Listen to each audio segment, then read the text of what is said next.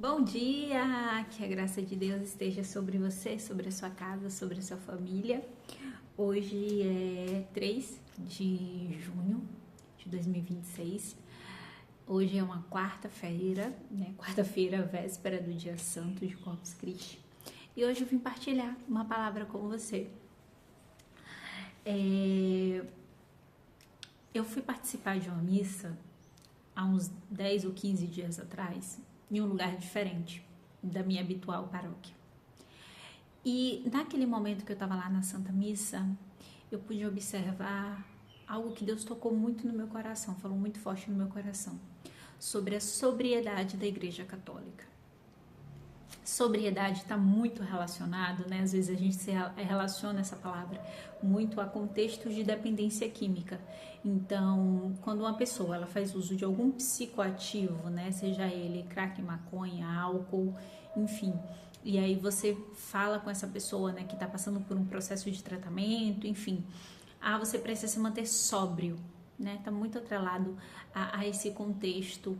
Mas, no entanto, essa palavra sobriedade, ela abrange muitos outros, né, contextos, né, outros temas. E quando eu estava ali na missa, refletindo acerca da sobriedade da Igreja Católica, no intuito de ver vamos dizer assim, uma ordem ali, né, uma disciplina naquilo que se cumpre dentro do rito. Vou me fazer entender melhor, né? Por exemplo, quando você chega na igreja, primeiro tem a saudação inicial, que é o sacerdote entrando, né? E aí a assembleia, nós que estamos lá, né, como igreja, nós o saudamos, nós o recebemos. E depois disso, né, quando ele está lá no altar, há o ato penitencial. O ato penitencial é o momento de você pedir perdão a Deus pelos seus pecados. Tá? É um coração arrependido. É óbvio que o ato penitencial ele não dispensa, né, a confissão. A confissão é um preceito, vamos dizer assim, é um dogma, é um sacramento, melhor dizendo, né, da Igreja Católica. No entanto, a confissão ela deve ser realizada, né, pelo menos uma vez por mês. Mas ali no ato penitencial, que é todo domingo, né, principalmente quem participa da Santa Missa todos os domingos, ou até mesmo quem participa da Santa Missa todos os dias, o ato penitencial é o momento de você pedir perdão pelos seus pecados. Não só os pecados grandes, mas também aqueles pecados pequenos, como eu fofoquei, eu pensei mal de fulano, eu tive uma ira em relação a essa pessoa. Pecados que se consolidam, vamos pensar assim, como aquilo que são corriqueiros do dia a dia, mas que precisa ser perdoado. Então ali no ato penitencial tem aquela contrição do arrependimento. Depois disso, principalmente nas missas de domingo, tem o glória. E o glória é, na realidade, você glorificando ao Senhor, tendo a certeza que você foi perdoado. Houve o momento do ato penitencial e o glória você vai glorificar, você vai falar ao Senhor o quanto que Ele é grande, o quanto que Ele é maravilhoso, o quanto que Ele é misericordioso, porque você já está perdoado. Depois do glória tem a proclamação da palavra. Aí a assembleia senta-se, né? Escuta aquela proclamação da palavra, né? Escuta, né, os leitores, toda aquela liturgia da palavra e depois se levanta para receber o evangelho, que é a boa notícia, né? Levanta-se para escutar o anúncio da boa notícia. E após escutar o anúncio da boa notícia, você senta novamente e escuta e acolhe o que o sacerdote vai a partir, né, daquele evangelho, das liturgias que foram ditas, o que ele vai te explicar. E depois disso, né, que o sacerdote explica, é como se ele mastigasse, sabe, tudo aquilo que foi falado ali na liturgia para que você entenda de uma forma muito simples. Depois disso, tem o momento da oferta que você se entrega, não só a respeito de dinheiro, você entrega o seu tempo, você entrega a sua família, você entrega a sua casa. Não, a oferta no momento da igreja não está relacionada especificamente a dinheiro, mas sim de todo o seu ser, do seu ser integral. Olha, Senhor, eu estou te dando. né? E depois a comunhão. A comunhão é a consolidação. Você se arrependeu no ato penitencial, você deu glória a Deus no glória, você escutou a palavra através da liturgia, você acolheu o evangelho e aí você ofertou, né, a sua vida, a sua integralidade para Jesus. E aí a comunhão é como se você dissesse assim: eu aceito tudo isso, sabe? Eu comungo tudo isso. Eu comungo das leituras da igreja, eu aceito o arrependimento, porque foi, né, o primeiro momento do ato penitencial, eu dei glória a Deus. A comunhão é, na realidade, a junção, daí o nome, né, não só de comungar, mas é a junção de tudo isso que é realizado na missa. É como se você dissesse assim: eu aceito tudo isso, eu quero viver tudo isso. E, no finalização, né, é a missão. É depois de você aceitar tudo aquilo, de você ter Jesus não só dentro de você, mas de você aceitar: eu quero essa vida, eu quero viver isso. Você vai disseminar tudo aquilo que você viveu na missa na sua vida, na sua prática de vida. E aí, quando eu vi esse passo a passo, eu comecei a compreender esse passo a passo da missa. Eu falei: Senhor, como a nossa igreja é sóbria.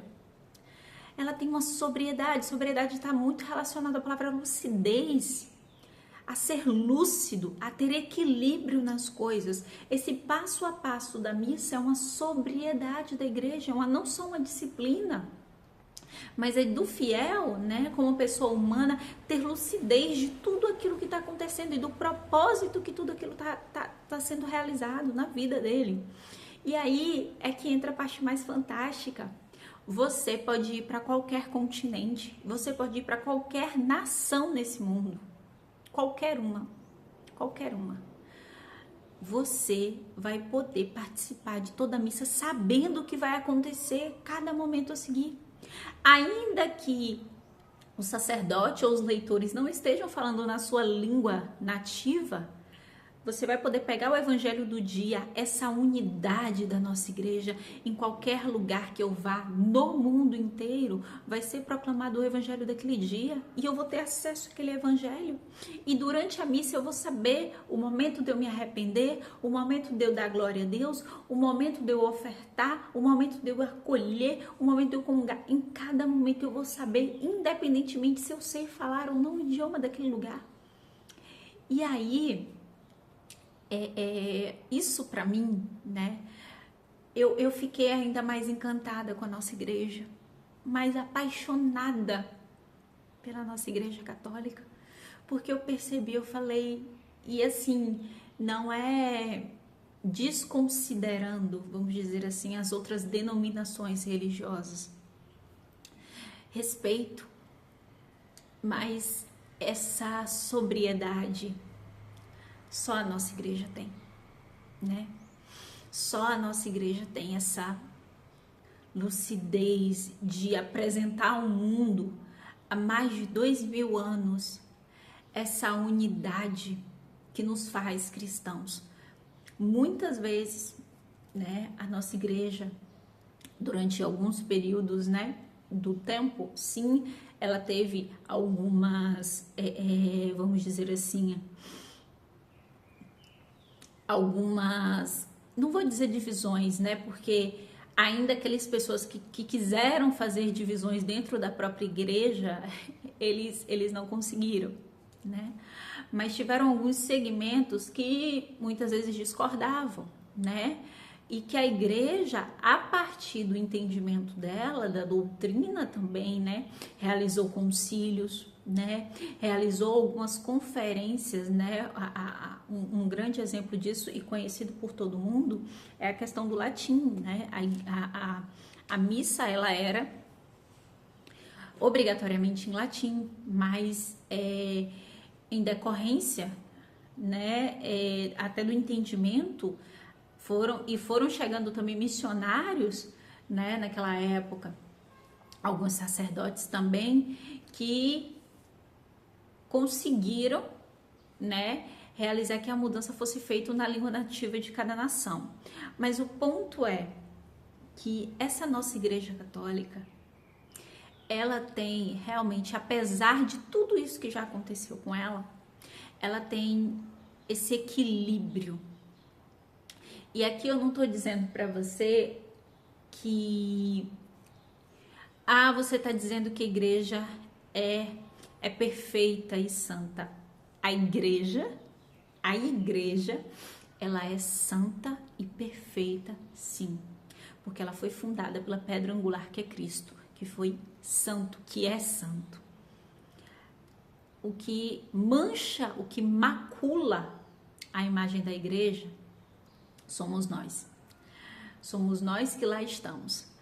Então, a gente também precisa tirar essa roupagem de que quem está na igreja todo dia, é porque é santo, que é perfeito. Não. Quem mais vai para a igreja é quem mais precisa. Igreja é lugar de gente doente. Deixa eu te dizer isso, se você não sabe, né? Igreja é lugar de gente que está doente, que está ferido. E quanto mais você vai, né? Na realidade, isso demonstra que você mais doente está. Mas essa lucidez, né, que nos põe a serviço de Cristo, né?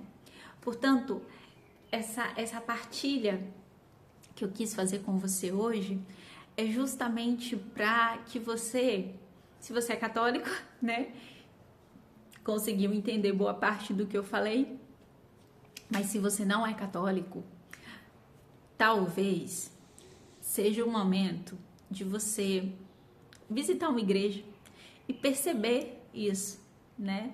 Eu digo que, já disse isso algumas vezes,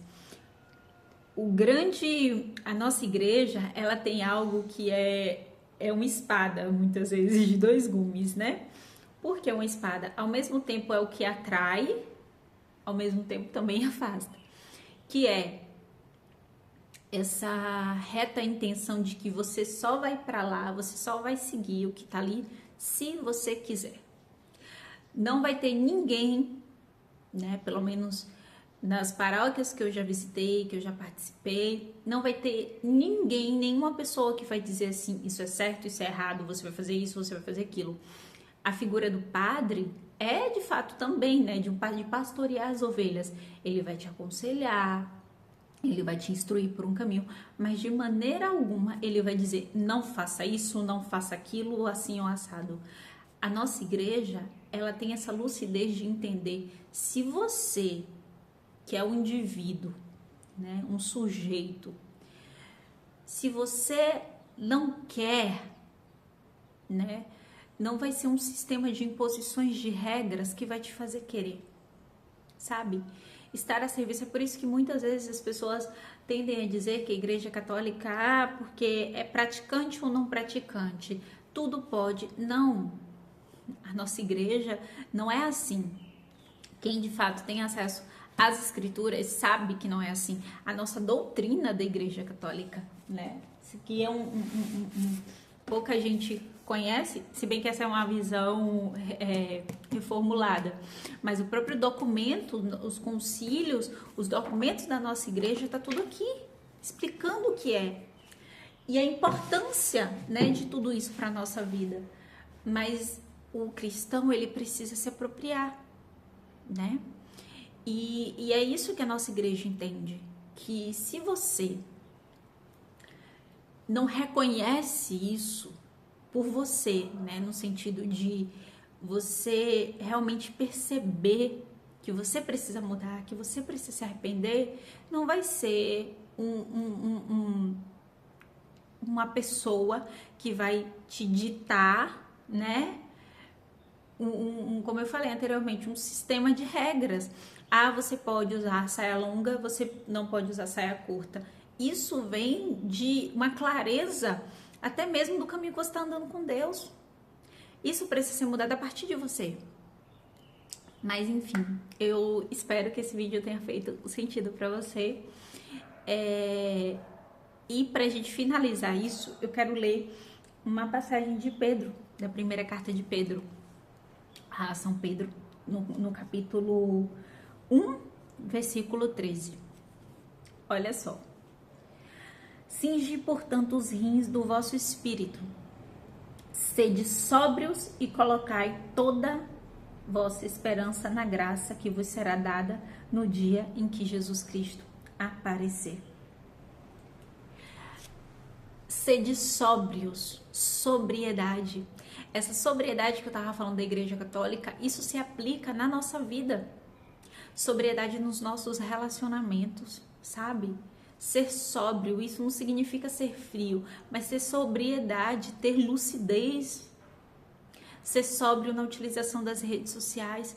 Quantas pessoas, gente, desmedido nas redes sociais, sabe? Não consegue ter, vamos dizer assim, um bom senso até, né? Um equilíbrio acerca do que posta, do que não posta. Ser sóbrio nas finanças. Ser sóbrio também, sabe? Com você mesmo. Principalmente uma questão tão simples que é no que você ingere como alimentos. Muitas vezes você já está satisfeito. Você já está satisfeito com a comida, mas você está vendo ali na mesa, você quer comer. Isso não é sobriedade. Então, o Senhor pede que nós sejamos sóbrios, né? A nossa igreja, como eu falei anteriormente, ela tem essa característica da sobriedade. E que nós precisamos, né, urgentemente, nós precisamos acompanhar essa sobriedade que a nossa igreja nos ensina. Um santo dia para você, que Deus te abençoe.